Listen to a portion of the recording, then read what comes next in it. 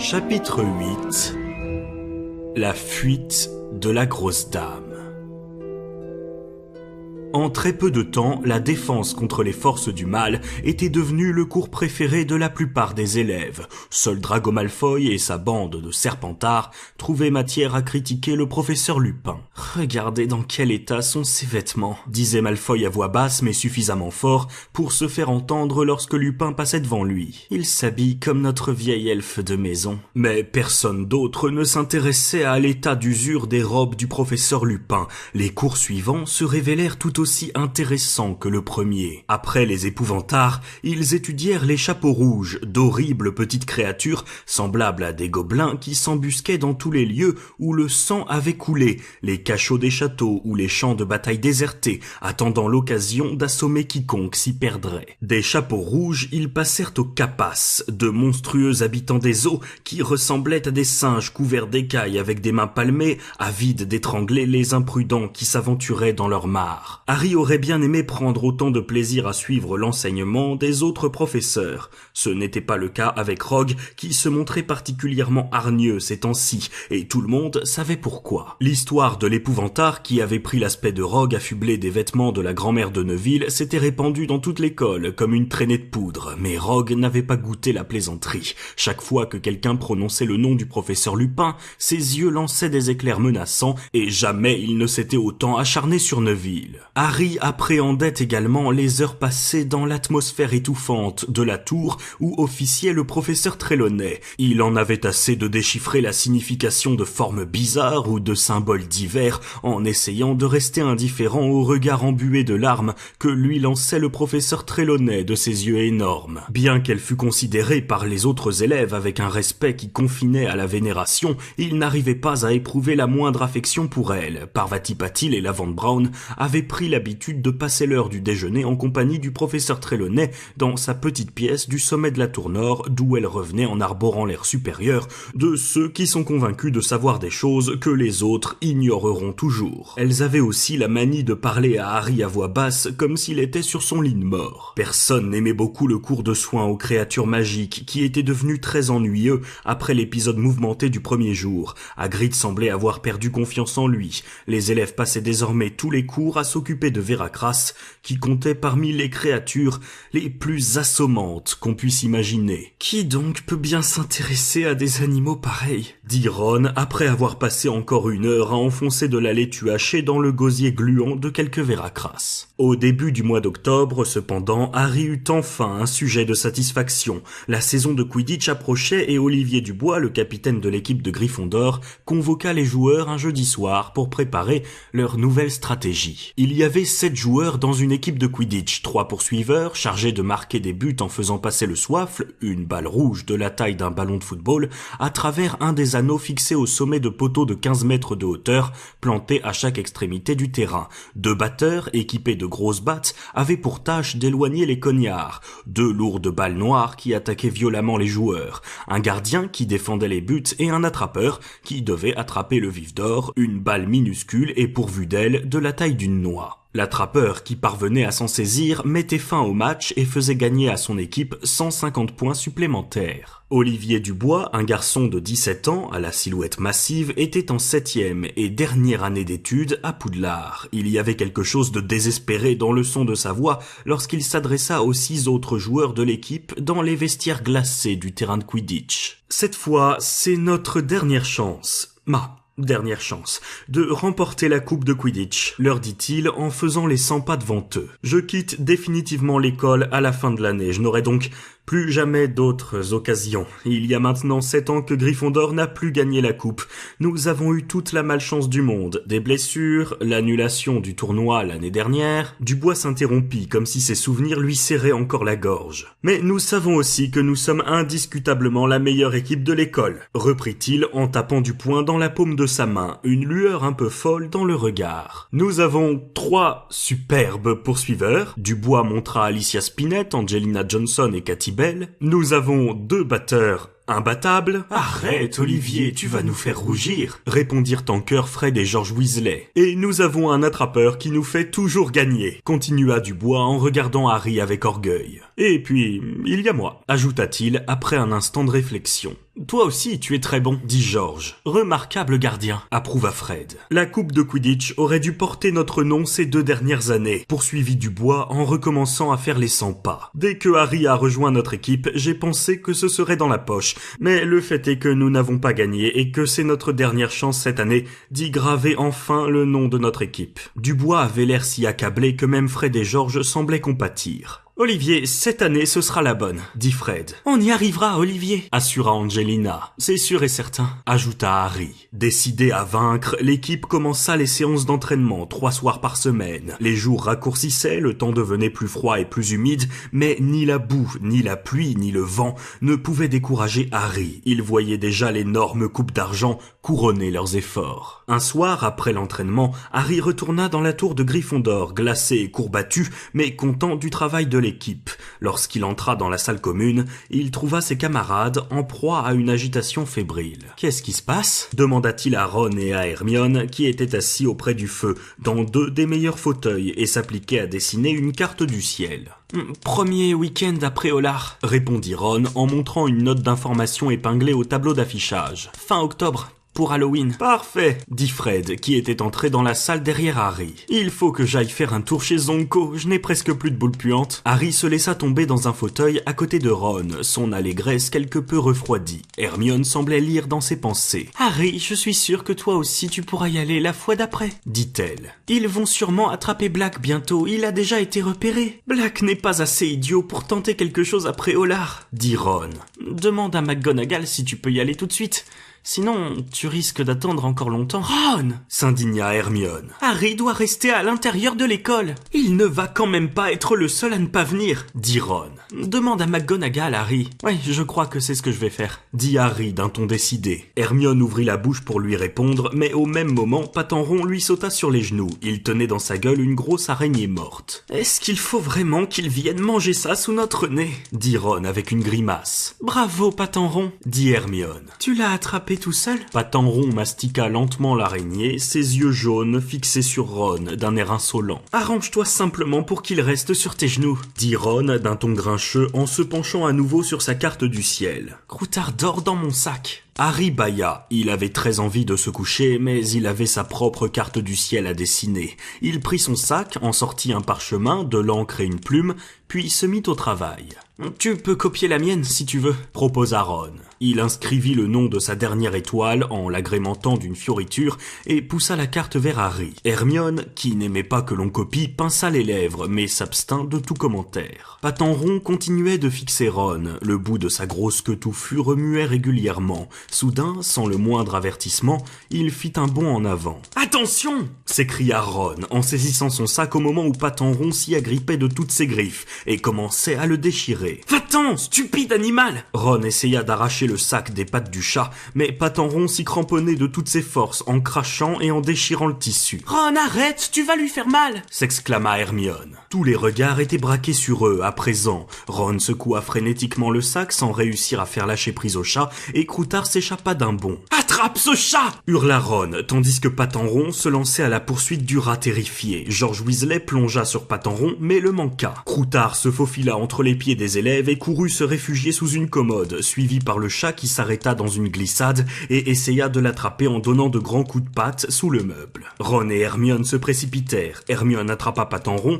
et le prit dans ses bras, tandis que Ron se jetait à plat ventre et parvenait à grand-peine à tirer son rat par la queue. « Regarde ça !» dit-il avec fureur en agitant Croutard sous le nez d'Hermione. « Il n'a plus que la peau sur les os. Empêche ton chat de le martyriser !»« Ce pauvre Patenron ne comprend pas que ce n'est pas bien, » répondit Hermione d'une voix tremblante. « Tous les chats courent après les rats. »« Il est bizarre, ton animal !» dit Ron en s'efforçant de faire rentrer dans sa poche son rat qui ne cessait de gigoter. « Il a compris quand j'ai dit que Croutard était dans mon sac. »« Tu racontes des bêtises, » répliqua Hermione, agacée. « Patenron a senti son odeur, voilà tout. Ce chat en veut à Croutard, » dit Ron sans prêter attention aux autres élèves qui pouffaient de rire autour de lui. « Mais Croutard était là avant lui, et en plus il est malade !» Furieux, Ron traversa à grands pas la salle commune et disparut dans l'escalier qui menait au dortoir des garçons. Le lendemain, Ron n'avait toujours pas pardonné à Hermione. Il lui adressa à peine la parole pendant le cours de botanique alors qu'il travaillait à la même table qu'elle, en compagnie de Harry. « Comment va Croutard ?» demanda timidement Hermione, qui vidait dans un seau de bois de grosses cosses roses pleines de haricots étincelants. « Il se cache au fond de mon lit et n'arrête pas de trembler », répondit Ron avec colère, manquant le seau et répandant ses haricots sur le sol. « Attention, Weasley,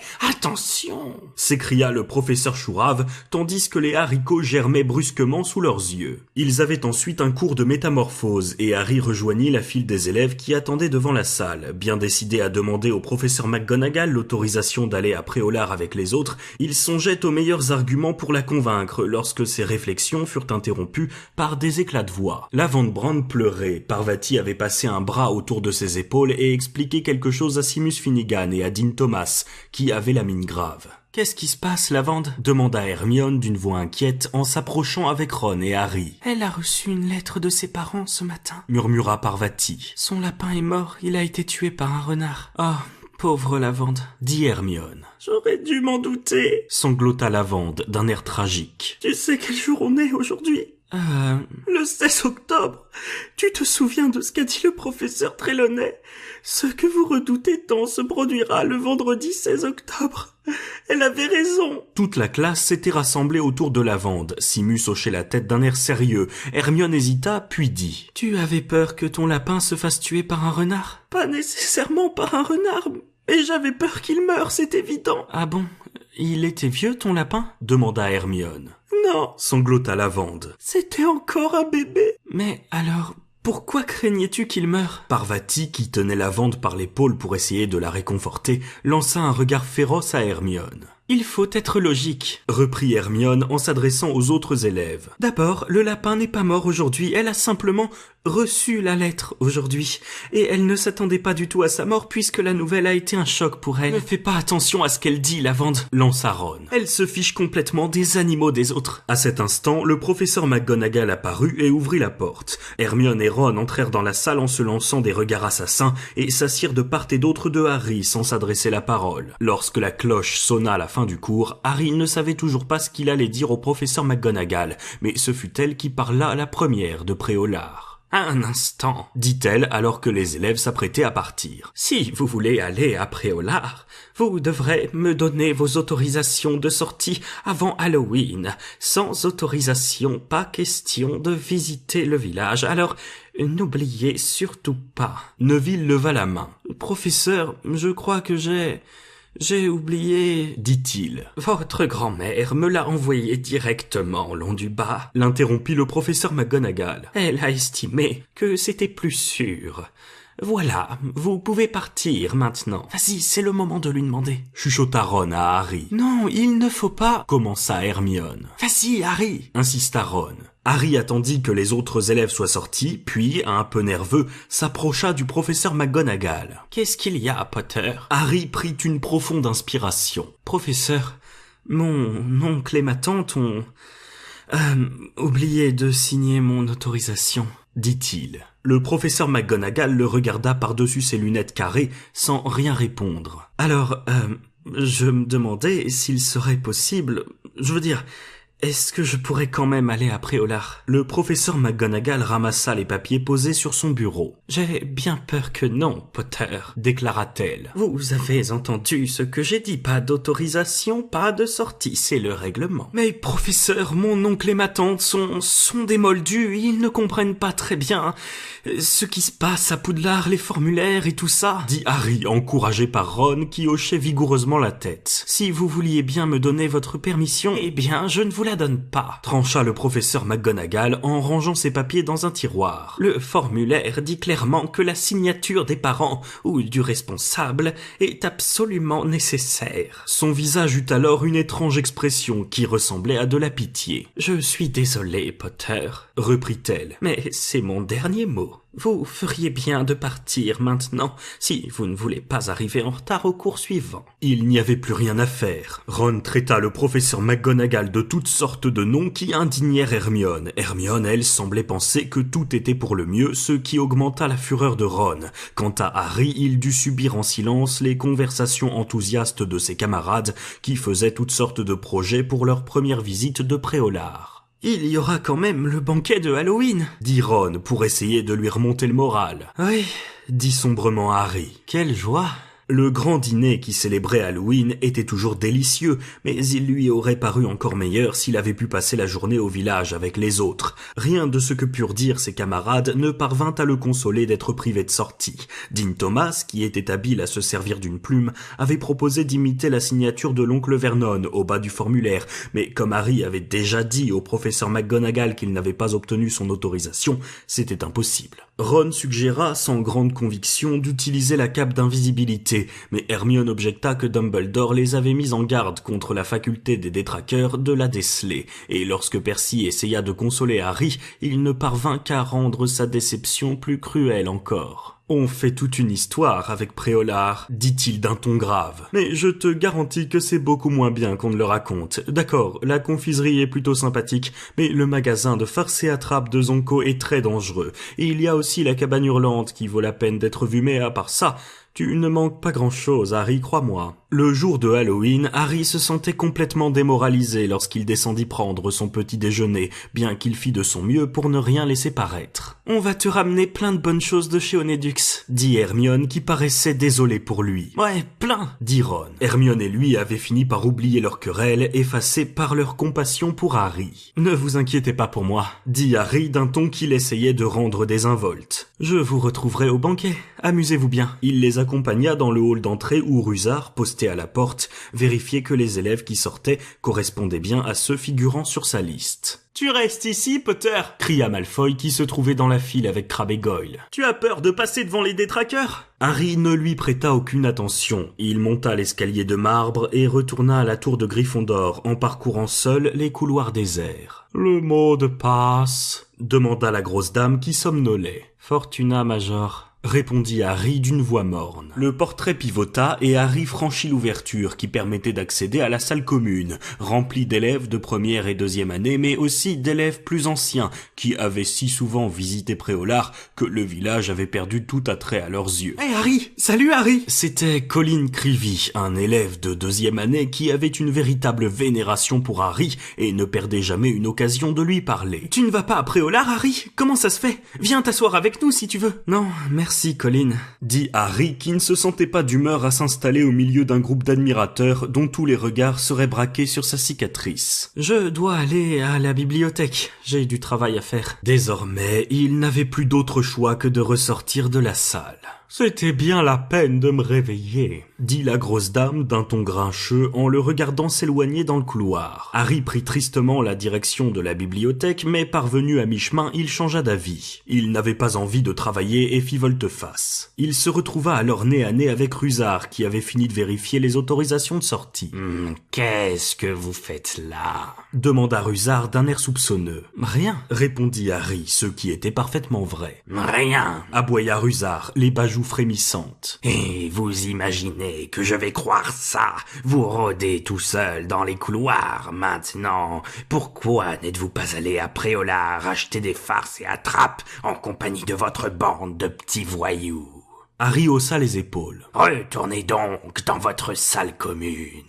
lança Rusard en suivant Harry de son regard hargneux jusqu'à ce qu'il ait disparu au bout du couloir. Mais Harry ne retourna pas dans la salle commune et il monta un escalier avec la vague idée d'aller voir Edwige à la volière. Il avançait le long d'un autre couloir lorsqu'une voix l'appela. Harry, il se retourna et vit le professeur Lupin à la porte de son bureau. « Qu'est-ce que vous faites là ?» demanda le professeur d'un ton très différent de celui de Rusard. « Où sont Ron et Hermione ?»« À Préolard », répondit Harry d'un ton qu'il voulait détacher. « Ah !» Lupin regarda Harry pendant un instant. « Entrez donc, je viens de recevoir un strangulo pour le prochain cours. » « Un quoi ?» dit Harry. Il suivit Lupin dans son bureau. Au fond de la pièce, il y avait un grand aquarium dans lequel une répugnante créature verdâtre, hérissée de petites cornes pointues, faisait des grimaces contre la paroi de verre en déployant ses doigts longs et fins. « C'est un démon des eaux, » dit Lupin en contemplant le strangulo d'un air songeur. « Nous n'aurons pas trop de mal avec lui, il suffit de savoir briser son étreinte.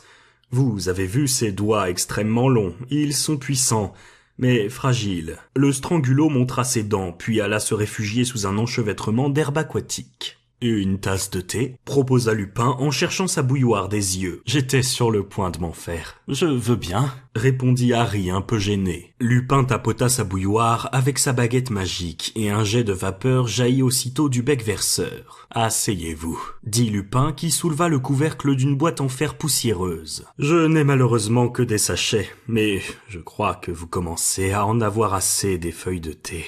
Harry le regarda, Lupin avait les yeux rieurs. « Comment le savez-vous » demanda Harry. « C'est le professeur McGonagall qui me l'a dit. » Lupin lui donna une tasse ébréchée. « J'espère que vous n'êtes pas inquiet. »« Non, » dit Harry. Pendant un instant, il songea à parler du chien qu'il avait vu dans Magnolia Crescent, mais il préféra y renoncer. Il ne voulait pas laisser croire à Lupin qu'il était un froussard, surtout qu'il semblait déjà convaincu que Harry était incapable d'affronter un épouvantard. Son visage avait dû trahir ses pensées, car Lupin lui demanda « Quelque chose vous tracasse ?»« Non, » mentit Harry. Il but une gorgée de thé et regarda le Strangulo qui brandissait le poing vers lui. « Ou plutôt si... » dit-il brusquement en reposant sa tasse sur le bureau de Lupin. « Le jour où nous avons fait cette séance avec l'épouvantard. »« Oui. »« Pourquoi est-ce que vous n'avez pas voulu que je l'affronte moi aussi ?» demanda sèchement Harry. Lupin leva les sourcils. « Je pensais que c'était évident, Harry, » dit-il surpris. Harry, qui s'attendait à des dénégations, fut pris au dépourvu. « Pourquoi ?» répéta-t-il. « Eh bien, » dit Lupin en fronçant légèrement les sourcils, « j'imagine que si l'épouvantard s'était trouvé face à vous, il aurait pris l'aspect de Lord Voldemort. » Harry le regarda avec des yeux ronds. Non seulement il ne s'attendait pas à une telle réponse, mais en plus, Lupin avait prononcé le nom de Voldemort. La seule personne que Harry avait jamais entendu prononcer ce nom, à part lui-même, c'était le professeur Dumbledore. « Apparemment, je me suis trompé, » dit Lupin, les sourcils toujours froncés. « Mais je pensais que ce n'était pas du tout une bonne idée de voir Lord Voldemort se matérialiser dans la salle des professeurs. J'étais sûr que tout le monde serait pris de panique. »« C'est vrai qu'au début, j'ai pensé à Voldemort, » répondit Harry. « Mais ensuite, je me suis souvenu du détraqueur. »« Je comprends, » dit Lupin, l'air pensif. « Je suis très impressionné. » Il esquissa un sourire en voyant l'expression de surprise sur le visage de Harry. « Voilà qui voudrait dire que ce dont vous avez le plus peur, c'est la peur elle-même. » C'est la preuve d'une grande sagesse, Harry. Harry ne savait quoi répondre. Il se contenta de boire une autre gorgée de thé. « Ainsi donc, vous avez pensé que je ne vous croyais pas capable d'affronter l'épouvantard, » dit Lupin. « Oui. » Harry se sentait soudain beaucoup plus joyeux. « Professeur, vous connaissez les détraqueurs ?» Il fut interrompu par des coups frappés à la porte. « Entrez, » dit Lupin. La porte s'ouvrit et Rogue entra. Il avait à la main un gobelet d'où s'élevait une légère fumée et s'immobilisa en voyant Harry. « Ah, Séverus, » dit Lupin avec un sourire. « Merci beaucoup. Vous voulez bien le mettre sur mon bureau. » Rogue posa le gobelet sur le bureau en regardant alternativement Harry et Lupin. « Je montrai à Harry mon Strangulo, » dit Lupin d'un ton badin. « Fascinant, » répondit Rogue sans jeter le moindre regard à la créature. « Vous devriez boire ça tout de suite, Lupin. »« C'est ce que je vais faire. J'en ai fait tout un chaudron, » poursuivit Rogue. « Si vous en avez encore besoin, j'en reprendrai sans doute demain. Merci, Séverus. Je vous en prie, » répondit Rogue. Harry remarqua une lueur désagréable dans son regard. Rogue sortit de la pièce sans un sourire, l'air plutôt méfiant. Intrigué, Harry regarda le gobelet. Lupin eut un sourire. « Le professeur Rogue m'a très gentiment préparé une potion, » dit-il. « Je n'ai jamais très bien su fabriquer les potions et celle-ci est particulièrement compliquée. » Il prit le gobelet, en renifla le contenu et fit une grimace. « Dommage que le sucre en neutralise les effets, » ajouta-t-il en buvant une gorgée qui le fit frissonner. « Pourquoi est-ce que... » commença Harry. Lupin le regarda et répondit à sa question inachevée. « Je ne me sentais pas très bien ces temps-ci. Cette potion est le seul remède efficace. J'ai beaucoup de chance d'avoir le professeur Rogue pour collègue. Il est un des rares sorciers qui sache la préparer. » Lupin but une autre gorgée et Harry dut se retenir pour ne pas lui arracher le gobelet des mains. « Le professeur Rogue s'intéresse beaucoup à la magie noire, » lança-t-il. « Vraiment, il y a des gens qui disent que... » Harry hésita un instant, puis il se jeta à l'eau. Qu'il ferait n'importe quoi pour devenir professeur de défense contre les forces du mal. Lupin vida le gobelet et fit une nouvelle grimace. « Répugnant, » dit-il. « Harry, il est temps que je me remette au travail. Nous nous reverrons au banquet. » Très bien, répondit Harry en reposant sa tasse. Le gobelet vide laissait toujours échapper un filet de fumée. Et voilà, dit Ron, on en a rapporté le plus possible. Une pluie de bonbons aux couleurs étincelantes tomba sur les genoux de Harry. Le soleil se couchait et Ron et Hermione étaient de retour dans la salle commune. Les joues rosies par le vent, ils avaient l'air d'avoir passé le meilleur moment de leur vie. Merci, dit Harry en prenant un paquet de minuscules gnomes au poivre. Alors, c'est comment, Préolard ? Où est-ce que vous êtes allés ? Apparemment, ils avaient tout visité. Dervish et Bang, le magasin d'objets magiques, Zonko, la boutique de farce et attrape, les Trois Balais, le bar où on servait des chopes mousseuses de bière au beurre et beaucoup d'autres endroits. Si tu voyais la poste, Harry, il y a à peu près 200 hiboux perchés sur des étagères avec des couleurs différentes pour le courrier urgent et le courrier lent. Chez Onedux, il y a une nouvelle sorte de caramel. Ils distribuaient des échantillons gratuits. Tiens, en voilà un. Je crois bien qu'on a vu un ogre. Il y a toutes sortes de clients aux Trois Balais. C'est dommage qu'on n'ait pas pu te rapporter un peu de bière au beurre. Rien de tel pour se réchauffer. Et toi, qu'est-ce que tu as fait ? Demanda Hermione, l'air inquiet. Tu as travaillé ? Non, répondit Harry. Lupin m'a offert une tasse de thé dans son bureau. Et puis Rogue est arrivé. Il leur raconta l'histoire du gobelet. Ron resta bouche bée. « Et Lupin l'a bu ?» dit-il effaré. « Il est fou !» Hermione jeta un coup d'œil à sa montre. « On ferait bien d'y aller maintenant. Le banquet va commencer dans 5 minutes. » Ils rejoignirent la foule des élèves en continuant à parler de Rogue. « Réfléchis, dit Hermione à voix basse. S'il essaye d'empoisonner Lupin, il ne l'aurait pas fait devant Harry. Tu as peut-être raison, répondit Ron, tandis qu'ils pénétrèrent dans la grande salle. Elle était éclairée par des centaines de citrouilles évidées dans lesquelles brûlaient des chandelles. Des nuées de chauves-souris voltaient en tous sens et des serpentins orange ondulaient paresseusement comme des serpents d'eau sous le ciel magique. Les mets étaient délicieux, même Ron et Hermione, qui s'étaient gavés de bonbons chez Onedux, reprirent de chaque plat. Harry jetait sans cesse des regards en direction de la table des professeurs. Lupin avait l'air joyeux et aussi bien que possible. Il parlait avec animation au minuscule professeur Flitwick, qui enseignait les sortilèges. Harry tourna les yeux vers Rogue. Était-ce un effet de son imagination, ou bien Rogue regardait-il Lupin avec un peu trop d'insistance ? À la fin du banquet, les fantômes de Poudlard offrirent un beau spectacle. Surgis des murs et des tables, ils se mirent à voler en formation, décrivant des figures de voltige. Nick Quasi-Sans-Tête, le fantôme de Gryffondor, remporta un beau succès en mimant sa décapitation bâclée. Ils avaient passé une si bonne soirée que Malfoy ne parvint même pas à assombrir l'excellente humeur de Harry lorsqu'il cria au milieu de la foule des élèves « Les détraqueurs t'envoient leurs amitiés, Potter !» Harry, Ron et Hermione suivirent leurs camarades jusqu'à la tour de Gryffondor. Mais quand ils arrivèrent dans le couloir au bout duquel était accroché le portrait de la grosse dame, la foule était si dense qu'ils ne pouvaient plus avancer. « Qu'est-ce qui se passe ?» s'étonna Ron. « Pourquoi ils n'entrent pas dans la salle ?» Harry essaya de jeter un coup d'œil par-dessus les têtes. Le portrait semblait fermé. « Laissez-moi passer !» dit la voix de Percy qui se fraya un chemin parmi la foule en prenant des airs importants. « Pourquoi c'est bloqué ici ? Vous n'avez quand même pas tous oublié le mot de passe. Allons, écartez-vous, je suis préfet en chef !» Peu à peu, les élèves se turent, comme si un frisson glacé se répandait le long du couloir. « Que quelqu'un aille chercher le professeur Dumbledore ! Vite !» dit alors Percy d'une voix soudain aiguë. « Qu'est-ce qui se passe ?» demanda Ginny qui venait d'arriver. Un instant plus tard, le professeur Dumbledore fendit la foule en direction du portrait. Les élèves se serraient les uns contre les autres pour lui faire de la place et Harry, Ron et Hermione en profitèrent pour aller voir d'un peu plus près ce qui se passait. « Oh là là !» s'exclama Hermione en saisissant le bras de Harry. La grosse dame avait disparu du tableau que quelqu'un avait lacéré avec une telle violence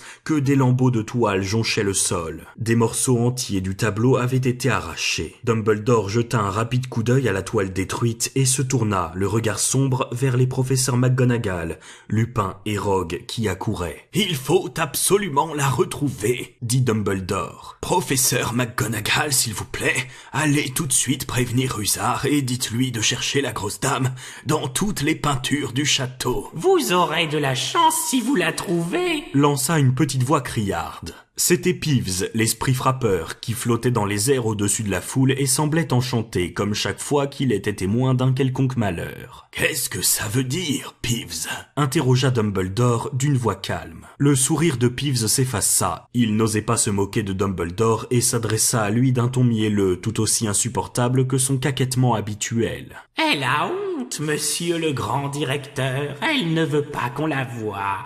Elle est dans un état épouvantable. Je l'ai vue courir dans le paysage du 3e étage en se cachant derrière les arbres. Elle pleurait toutes les larmes de son gros corps. » dit-il d'un ton joyeux. « La pauvre !»